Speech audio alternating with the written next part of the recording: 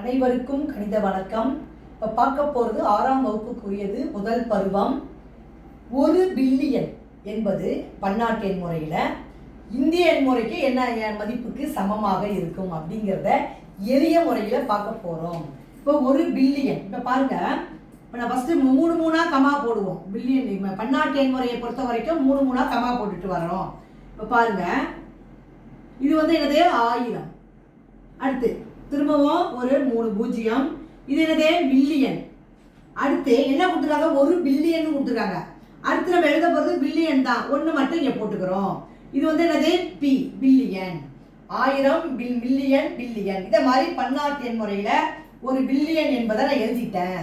இது இந்திய எண் முறையில் எந்த மதிப்புக்கு சமமாக இருக்கும் அப்படிங்கிறத எளிதாக நம்ம சொல்லலாம். இப்போ எத்தனை பூஜ்ஜியம் போட்டிருக்கேன், 3 6 9 பூஜ்ஜியமை நம்ம போட்டிருக்கோம். அதோட மதிப்பு 1 பில்லியன். அது இந்திய எண் முறையில் இப்போ என்ன பண்ண போகிறோம், 1 போட்டு 9 பூஜ்ஜியத்தை போட போகிறேன். 1 2 3 4 5 6 7 8 9.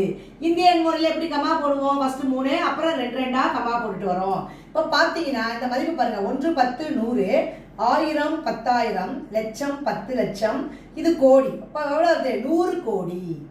100 கோடி அதுதான் இந்திய எண் முறையில் 100 கோடி என்பது 1 பில்லியன். பன்னாட்டு எண் முறையில் 1 பில்லியன் என்பது 100 கோடி அப்படிங்கிறத நம்ம எளிதாக புரிஞ்சுக்கலாம், கண்டுபிடிச்சிக்கலாம். புரிஞ்சுங்களா?